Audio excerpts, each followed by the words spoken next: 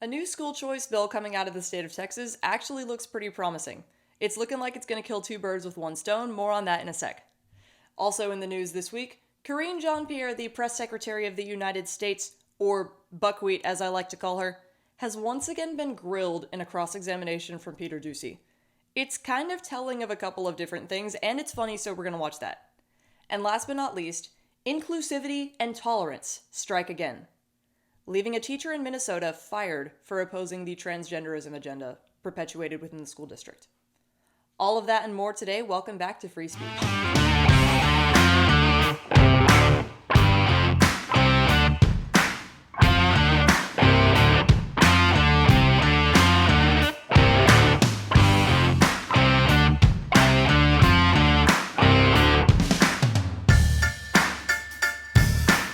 Welcome back to the show. Let's go ahead and get right into it, shall we?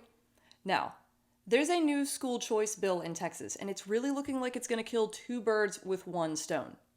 Now, for a little bit of a background, why do we need this? Is this a needed policy change? Well, yeah. Just a quick summary of what we currently have in the status quo. Everyone has to pay taxes to fund the public school system. Many people in Texas don't use the public school system. And in addition to that, the ones that do use it can't really pick which school they actually want to send their kids to because Texas doesn't currently have established school choice. That's the status quo. So obviously, there are a couple of things that I see wrong with this. First of all, I don't think that paying for the public school system needs to fall on every single person in America, especially the ones that don't actually use it. I've been homeschooled my entire life. My three brothers have been homeschooled their entire lives. I have multiple friends. Exact same situation. None of us use the public school system, yet our families are taxed for it every single year. It doesn't really make complete sense to me, honestly, but that aside, let's talk about the policy itself. Now, there's advocacy for this change. There is obviously something that needs to be changed within the status quo, and we've got advocacy for it. From the Texas GOP in 2024, the problem is that parents are not able to give their children the educational opportunities that they desire. Parents don't have ownership over their tax dollars being used for educational funding. Some solutions lead to greater problems since they require tax money to be given to the government from some and then distributed to others, an unfair system that creates unwanted government strings. This kind of reinforces what I said about the status quo, but let's talk about the solution. The solution, once again according to the Texas GOP, is to distribute educational funds in a manner that they follow the student to any school, whether public, private, charter, or homeschool through means of tax exemptions and/or credits.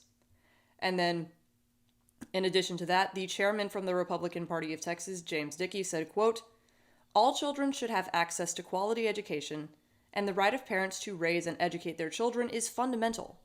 In order to make that choice possible, fair, and efficient, parents' educational funds should follow their student to his or her school through means such as tax exemptions or credits."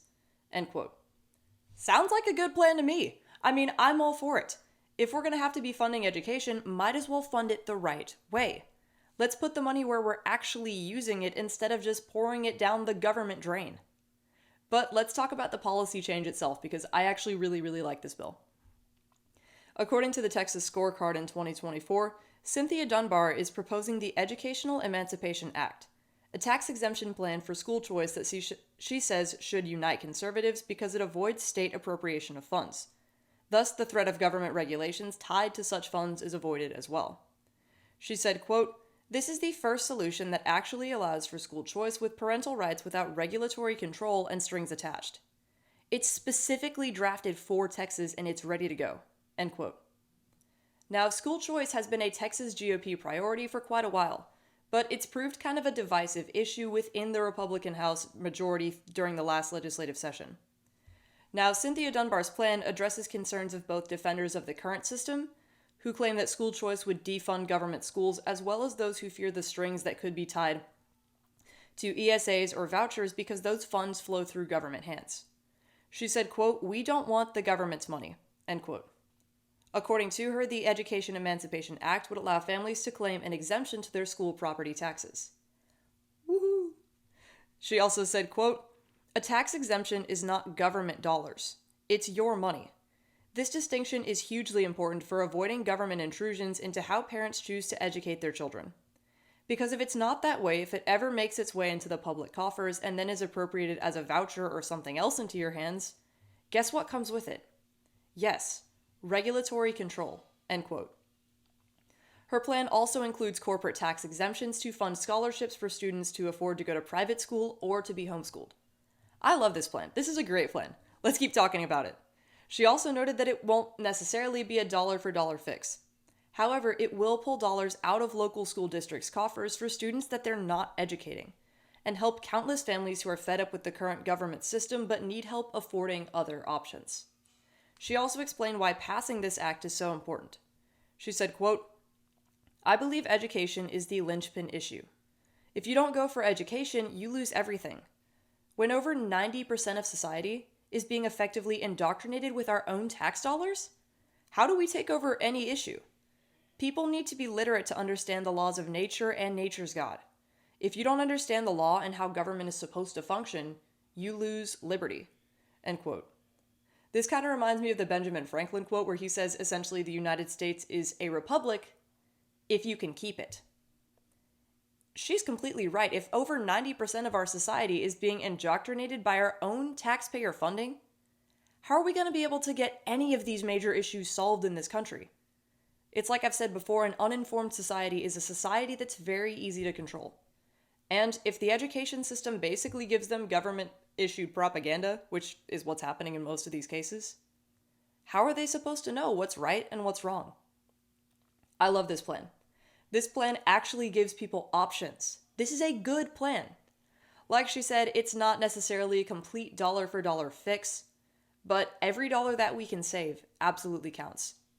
We can't solve the entire issue with one policy, at least not to my knowledge, but this solves a huge part of the issue, and I really like this plan. It also addresses the issue of the monopoly of the current school system, which I hadn't even thought about until I read her perspective. This article goes on to say that she called the current system a monopoly and said that local school districts don't want to share their control. She said, quote, "How do you get rid of a monopoly? Competition. You have to somehow start peeling it back, and the only way you do that is with the power of the purse." End quote. Now, the article goes on to say whoever gets to the plate first and does it right and makes sure that it gives control in the right place, which is to parents instead of the state, usually wins. At least it gives us a better chance to try to protect the next generation. She said, quote, "We're not looking for the government to try to fix all of our problems." End quote. I love this perspective. I don't know that much about this woman, but I'm definitely going to have to learn more about her because, man, her policy is solid. In addition to that, Daniel Nation founder Brandon Burton, a pastor and conservative artist, endorsed her plan. He said, quote, "In the 89th session, we're going to pass school choice. The question is which form of the bill is actually going to pass." End quote. Now, Burton and Dunbar believe that Abbott and lawmakers are open to this tax exemption program. She also intends to speak support for the Education Emancipation Act at the national level, but she said that she hopes that Texas will lead the way. Yeehaw! Texas should lead the way. This is a based policy. Texas needs more stuff like this. You are right. Texas should lead the way in this. No doubt about it. She said, quote, "Now is not the time to cower. Now is not the time to hold back. Now is not the time to be divided because we need to move forward boldly, strategically, and in a creative way." End quote. I think she's accomplished all of those things. She's definitely not holding back. She drafted and submitted a great policy. We're definitely moving forward on this issue because it seems like we've got advocacy, we've got a needed change in the current system, and honestly, I can't see how people aren't going to want to get behind this bill. I think that she's going to accomplish her goal. And I think that that's going to be an advantage not just to her, not just to the state of Texas, but ultimately to society as a whole. Now that we've talked about a pretty good policy change and I threw a lot of information at you, now we're just going to have a moment that's a little bit more lighthearted. We're going to laugh at something. I think that America needs to laugh. I think that society needs more joy and more laughter. The press secretary, Karine Jean-Pierre, also known as Buckwheat in my family and by many others, has once again been destroyed in cross-examination. Now, according to the Daily Wire, Fox News correspondent Peter Doocy grilled White House Press Secretary Karine Jean-Pierre during Tuesday's briefing, Asking her why nothing President Joe Biden was doing seemed to be really resonating with the American people. He began by referencing recent polling, very little of which actually looks good for Biden, and jumped right into what that can mean for Biden in the months left before the 2024 presidential election. What do you think happened after that? If you've ever watched any of the White House press room briefings, you probably know. Occasionally they're informative, but for the most part at this point, they're just funny. They are examples of what not to do in a cross-examination. Anyone out there who does team policy debate or is considering doing it, watch what's about to happen in this next clip. And I'm going to tell you right now, this is the exact opposite of what you want to do in CX. I think Americans are so down on President Biden right now. What do you mean?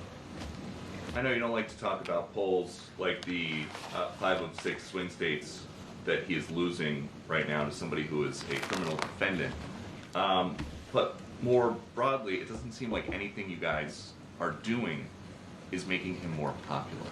Why do you think that is? So you mentioned a criminal defendant, your words, not mine. So I want to be super mindful about how I answer this question because obviously that criminal defendant is also in the race for 2024 election. So I'm going to be super mindful there.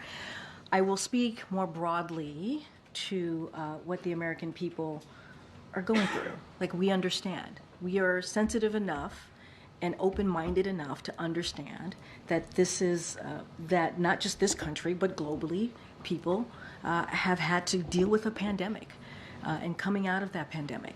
We understand that even, you think about gas prices and because of Putin's war, what that has occurred that led to gas prices increasing. And the president had a lot to deal with when he walked in. A lot of crises. And this is a president that took that very, very seriously and took action. The American Rescue Plan. No Republicans voted for that, but we ended up trying to work to get an economy that's fairer for all and make sure that we don't leave people behind, and creating 15 million jobs, an unemployment rate that's under 4%. We understand that people are still feeling this. We get that. And we're not blind to that.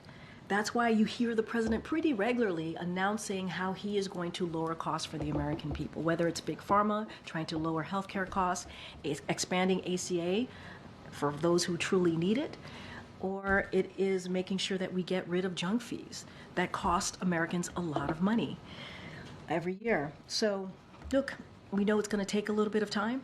We get that. And we are going to continue to, it's not going to stop us from talking about it. And it's also not going to stop us from talking about the contrasts that we see from GOP Republican congressional members who want to do the opposite of what the president is trying to get done. Cutting Social Security, Medicare, Medicaid, that is what they're talking about. Slashing taxes for billionaires and corporations. That's not what this president wants to do. He wants to make sure that we're building an economy from the bottom up, middle out. And again, we get it. We get that prices are too high for Americans, and that's what we're going to continue to do. Notice that none of what she said was actually a direct answer to anything that Peter Doocy asked her. Now, she's probably got some kind of a script in front of her. She's probably got this prepared litany of reasons why Americans don't feel like things are necessarily going better. But notice how none of them, according to her, are Joe Biden's policies. She says that just because Americans don't really notice that Biden's economy is working, doesn't mean that Biden's economy isn't working. It's kind of like, I don't remember which year this was in, but there was a press conference or an interview or something with Joe Biden, and they were asking him about how he was running the economy. This quote has been repeated multiple different times since then, and the quote is, "Bidenomics is working." Really? I don't think so. In multiple states, gas prices are still through the roof. We've still got inflation running rampant. Yes, it's gone down since its peak, but for a while it was reaching a new 40-year high every single week. I don't think that Joe Biden's policies are necessarily helping him if he wants to try to run for president again. And honestly, I think that he needs to make some policy changes as well. But in addition to that, I think that this press briefing is actually really telling. Reason being, not just because I think that it's funny to watch the press secretary repeatedly tell lies, but I think that it's telling about the state of this campaign as a whole. If you can't directly answer your opponent's question in a cross-examination, it only means one of two things. One, you don't know your own case very well and you're not going to give them an answer that you're not sure about. Or two, they've just exposed a fatal weakness in your case and you don't want to admit it.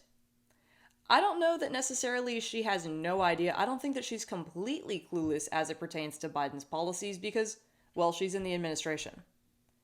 But I do think that it's more likely the latter of these two. Reason being, once again, none of these reasons that she gave were directly related to Joe Biden's policies. However, Joe Biden's policies and track record are why Americans don't think that they want to vote for him again. So in the end, what do we see here?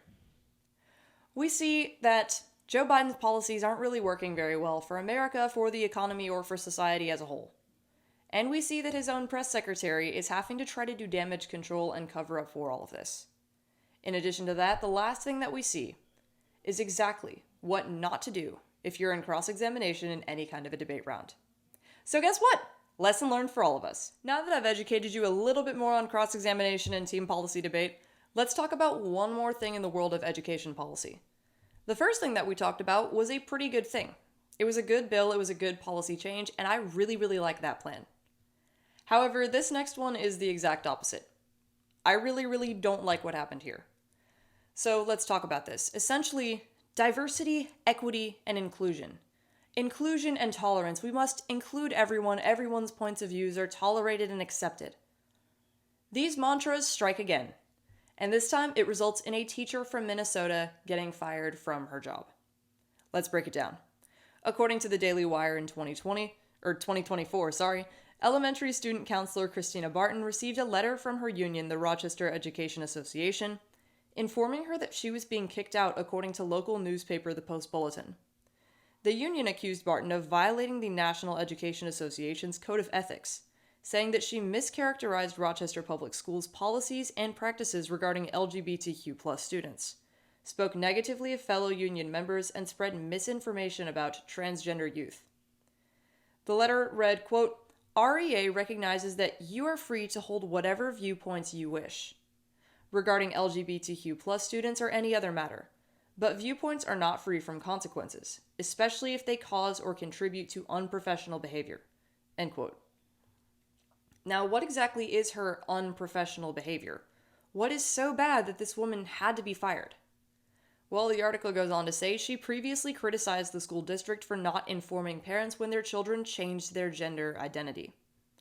She spoke to the school board twice on March 19th and again on May 7th, the day before the union expelled her, expressing her concerns about how the district's guidelines on trans-identifying students are kind of a detriment. Quote, how would a parent know how to request such information if they aren't aware their child is struggling with dysphoria?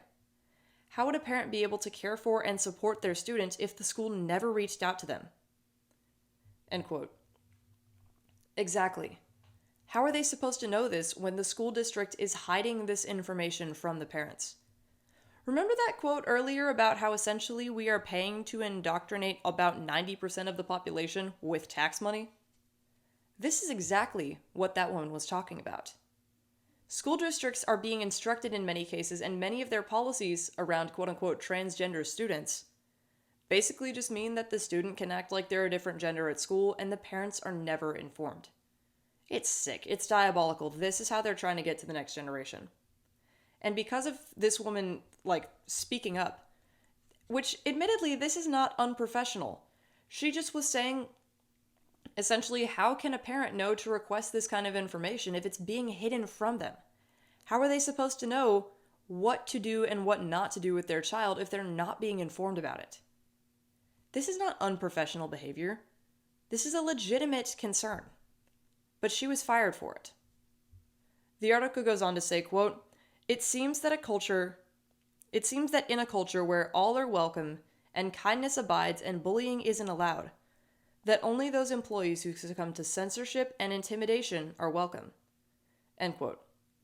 Now, she said this to the group American Experiment, which published a photo of this union's expulsion letter.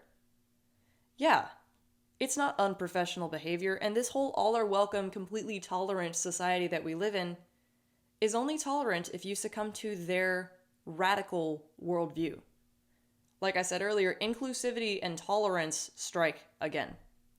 She also said, quote, "Following my public statement to the school board on March 19th, I've experienced countless retaliatory responses that are unprofessional, inaccurate, and very hurtful to me as a person, as well as a concerned counselor and parent who is merely trying to advocate in the best interests of kids and on behalf of parents. I love the students with all of my heart and soul. I always have, and I always will." End quote. Does this sound like someone who is radically misrepresenting the school district? Or even speaking ill of anyone? No. It sounds like someone who's concerned, because she sees a legitimate issue and so she has a legitimate concern about it. But because of, once again, our very inclusive and very tolerant society, she's been kicked out of her job. Now, I know that she's not the only person that this has happened to. I've seen articles about it, I've read headlines about it, I've done all of these different things of research about this. This is one of those things that's only going to be solved when we completely purge this ideology from our nation. Michael Knowles has talked about it before, and he says that we essentially need to eradicate the radical ideologies. I agree. I completely agree with Michael Knowles. Now, people are trying to say that he was unreasonable, and he's calling for the eradication and genocide of people who believe these ideologies. I've met Michael Knowles twice. He's not a genocidal maniac. He's a reasonable human being just like this lady. But because of the ideologies that are being perpetuated in our society, neither of these people are seen as such. They are seen as the enemy by the crowd who screams at us all day to tolerate everyone. It's hypocritical. But what can we get out of this? Once again, an informed society is an informed society is a society that's a lot less easy to control. Once we get these kids out of the public school system, maybe not in Minnesota yet because the bill that I talked about earlier is just for Texas, but once we start getting these kinds of policies enacted, we'll actually be able to fight back against this more. There need to be more people like Miss Cynthia Barton here who speak up about these kinds of issues and who actually want to protect the students and the kids that they're in contact with. So I guess the positive impact that we can take out of this is that not everyone just wants to lie down and take it. Yes, this woman had to lose her job, but she didn't fold. She kept speaking out about this, and even though she got fired, she didn't change her position. We need more strong people like that in our nation, and when I see that, it gives me hope. Hopefully it does that for you too. Thank you for watching this episode of Free Speech with Lila Cortez. If you liked what you saw and heard, make sure to hit that like button and subscribe to this channel. If you want the audio version of the podcast, head on over to Spotify. It's also just called Free Speech with Lila Cortez. Have a great day.